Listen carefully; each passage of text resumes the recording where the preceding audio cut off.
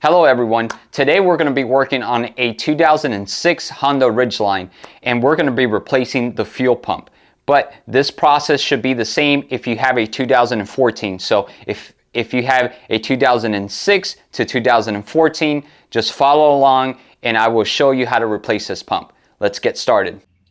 Alright guys, so we're in the back of the Ridgeline right now and the fuel pump, it's located right underneath the seats. So we're going to have to remove these seats out of the way so we could get to the fuel pump. Let me show you a clip in how to remove the plastic. I went ahead and removed the plastic already. You can see the bolts are exposed. I have to say this is probably going to be the hardest part of the job, is removing the seats. Everything else is going to be pretty simple. So here you can see me removing the bolts. They're all located underneath the seats. And you're going to notice that there's 3 brackets, one in each corner and one in the center. I'm going to remove the belt right here because it needs to move out of the way, this belt, so we could pull the seat out. So in order to remove the seats, once you have everything unbolted, what you're going to do is you're going to pull up and you're going to pull back, okay? And I'm going to show you in the back of the seats, right back here, you have these hooks. They hook on to the back of here. So okay guys, Honda was very generous into putting the fuel pump right inside the cab. In most trucks, you have to drop the gas tank to get to it, but let me show you exactly where it's at. Underneath the seat, right next to the subwoofer, you could pull this part of the mat off and you can see here is the fuel pump and you access it right through here. So we're gonna go ahead and remove these 4 screws that are holding this plate on so we could get to that fuel pump. All right, so we're gonna go ahead and remove these screws, and I'm just using a Phillips screwdriver, but a lot of the time these screws, they have been on there for so long, they're hard to take off. So what I like to do is I like to get a screwdriver and just with a hammer, just shock the top of it to break them loose. So if you're having some of these that are really tight and they do not want to come off, try doing this method, this technique, and it should work. It should help you out.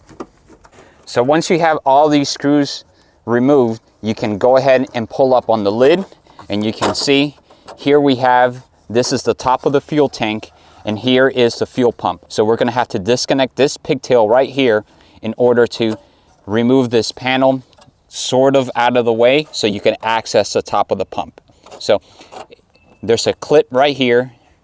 I'm going to push down on it just like this and then I'm going to pull up. And there it has been removed.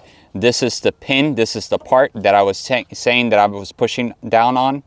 You're going to push like this. It'll release the little clip and then you pull up. So I'm removing the harness from this metal lid. And be careful with this, guys. You see I'm wearing gloves.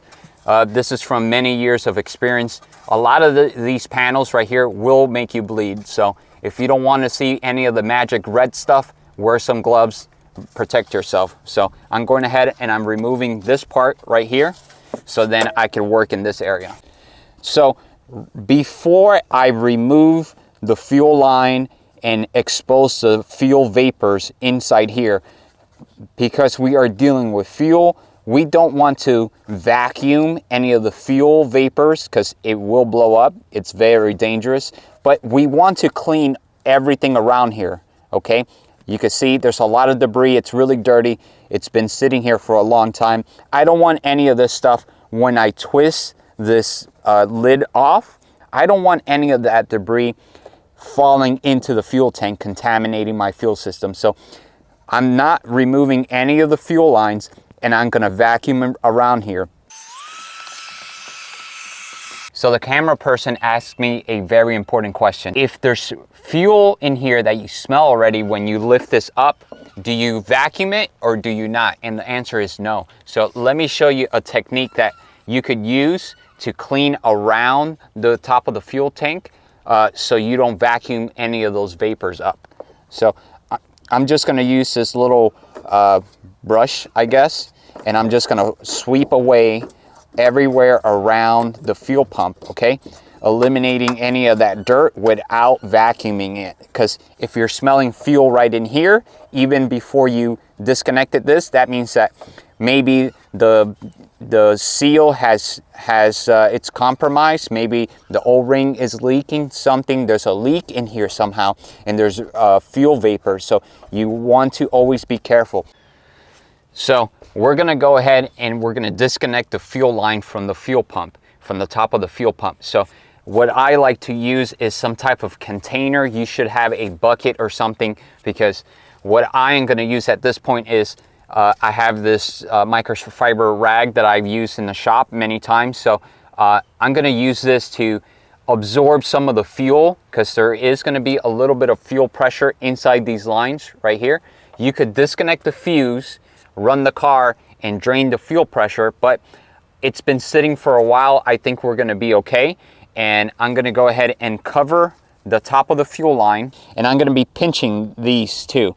There's these two plastic clips right here. You're gonna pinch, okay? You're gonna push forward, and then you're gonna pull back at the same time that you're pinching. So I'm gonna cover it,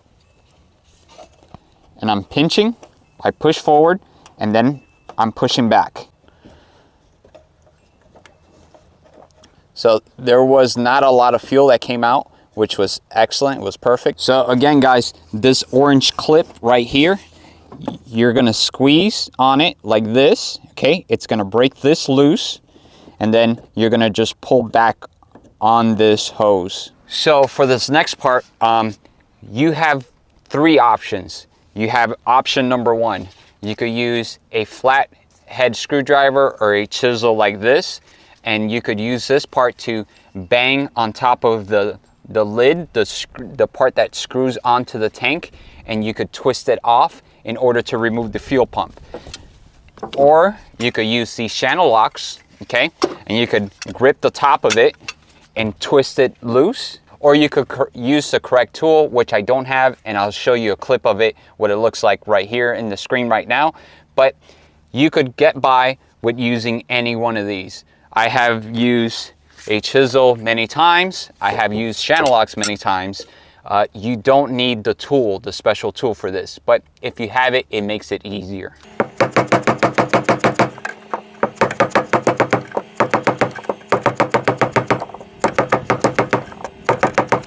And now I just want to demonstrate what it would look like if you were using the channel locks.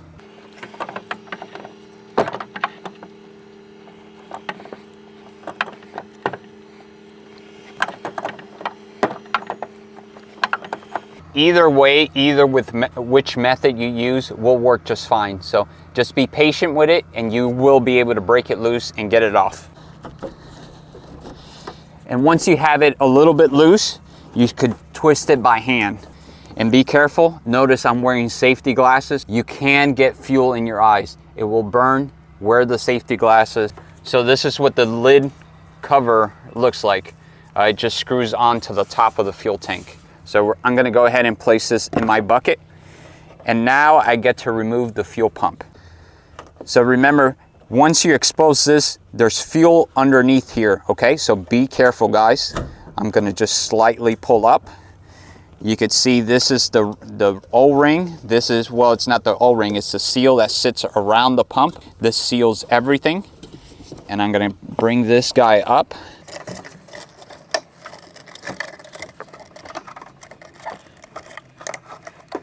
Pay attention to how I had to tilt it sideways in order to get the float out of there. So that's something you're gonna have to keep in mind when you're pulling up. This is gonna get stuck into the tank, on the tank, the top of it. You're gonna have to slightly maneuver it. And this is where those skills of kind of finessing the fuel pump out of here will come into play, where you're trying not to spill this fuel into the inside of your car and remove the pump at the same time. So be careful with this. This is why the bucket's here now. You see, if the bucket wasn't in here, you would get gas all over your carpet. So now I can remove the whole thing out of the vehicle. And this is the part of the video that I always recommend you to compare parts. So in this situation, we have a original fuel pump here, and we have an aftermarket. Majority of the time, I would always recommend you going with the OEM, but in this situation, this truck, I just use it for work, just picking up lumber, and I decided to go with an aftermarket one. So you can see there is some differences here in the fuel pump, okay? But the most important part is the pigtail. Is the pigtail gonna work? And they look like they're the same. And they have the same location right here where you will plug the fuel line in. So always compare your parts to make sure you have the right one, because there is sometimes that they will give you the wrong parts at the parts store. So I just noticed this and I wanted to point this out to you guys. So in this fuel pump right here, you can see there's 3 pins up here, 3 contact pins on the top, and there's 2 in the bottom. Right here in this pump, there's only 2 in the top and 2 in the bottom. But if you look underneath it, okay, you can see right here, that pin, that there's an extra one on here and this one is missing it. You don't even use that wire. So keep that in mind. Always double check, make sure everything's gonna work the same. But in this situation, even though we're missing a pin, it's okay because it doesn't use it in the plug. And if we compare how many wires we have on this side to this side, you can see we have 4 here and we have 4 here. So we should be good. So now I'm gonna go ahead and remove the top of this clip right here and transfer it over to this side. Be careful with this. You don't want to be too aggressive to break them. They do break. We're just going to transfer it over to this side, just like that. So in this kit that I received with the fuel pump, it has the ring that goes around the fuel pump, the gasket, and it has this little Teflon plastic piece. This sits right over the pump like this, so when you're screwing the top of the lid, you're screwing this down, it doesn't bind up. And this, we're gonna go ahead and loop underneath the pump, just like this.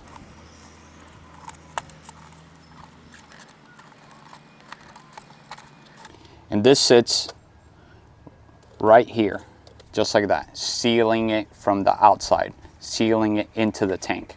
This part is very important. Whenever you're installing something with a gasket or a seal, any type of rubber, you're gonna need some type of lubrication. So in this situation, I have this special lube that's designed for O-rings.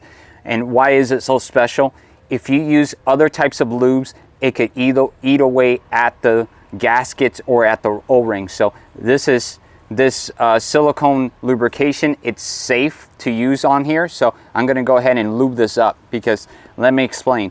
When you're setting this fuel pump inside the tank, sometimes you could have it pinch, or you could have it fold over where it doesn't seal properly, and fuel vapors and fuel can escape from there, and it won't be doing its job. So you would like to use some type of lubrication so everything sits in place properly. So I'm just using a little bit, just like this, and I'm just gonna coat the outside. Just lubing it up just to make sure nothing pinches when I'm installing this fuel pump. And if you need a link for this, I'm gonna put it down in the descriptions. So if you're at this part of the video, congratulations, you're almost done. So we're gonna go ahead and stick it inside the fuel tank and get everything squared away and nice and tight. Again, in this part, you have to maneuver the float around the tank.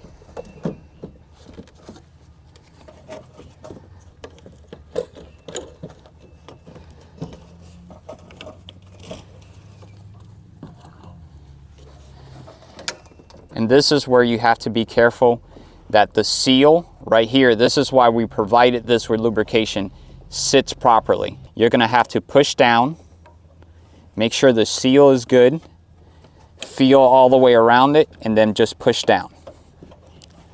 So if you did not have lube in here and it was dry, it will pinch and you could have a leak where vapor or actually fuel comes up. So now that we have the fuel pump in place, I'm gonna go ahead and use this little Teflon piece that sits in the top of the lid, the part that you screw onto the fuel pump. and I'm gonna place it right in here, in place. And then I'm gonna go ahead and install the lid cover. So this part, you're gonna be able to do it by hand, and then you're gonna need to use a tool.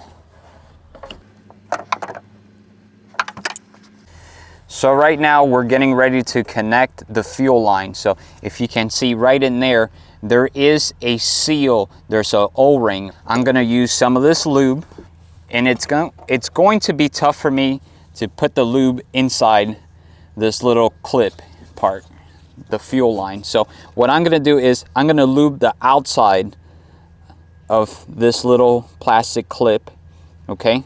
This nozzle, I'm lubing the outside of it. So then when I slide it in, none of the seal or anything pinches. It'll just slide into place. Just make sure you're not putting it into the nozzle. It's the outside, okay? And everything should, just like that, slide in very easily. So I am going to go ahead and put this lid, okay, back over this, and we're gonna fish the wiring harness where the pigtail plugs into. We're gonna reconnect it, and be careful, like I said before, this is very sharp and it will cut you. It will make you bleed, so be careful when you're doing this part.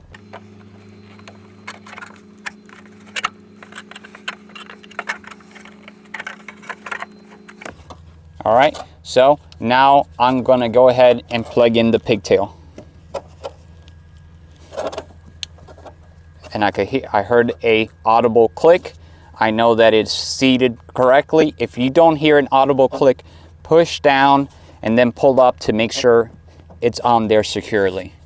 So what I'm gonna do now, and I would recommend you to do, is I am going to start the truck and I'm gonna make sure it runs, because a lot of the times you could have a bad new fuel pump. That does happen. So I'm gonna start the truck, okay? And I'm gonna make sure everything runs good. Once I know everything runs good, and I'm gonna check back here to make sure there's no leaks coming from the hose, I'm gonna go ahead and put everything back together. All right, so I am going to prime the pump right now, and I'm gonna open it.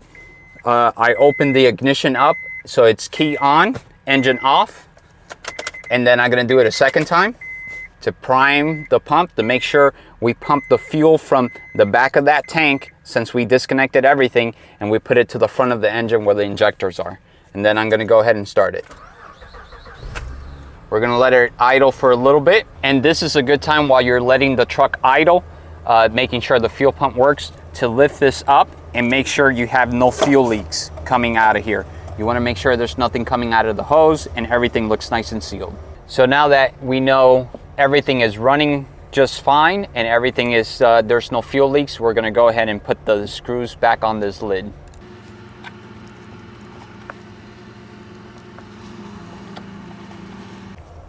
So I'm gonna go ahead and put my carpet back and reassemble the whole thing. So if you wanna watch how to put the seats back, you could go ahead and watch that.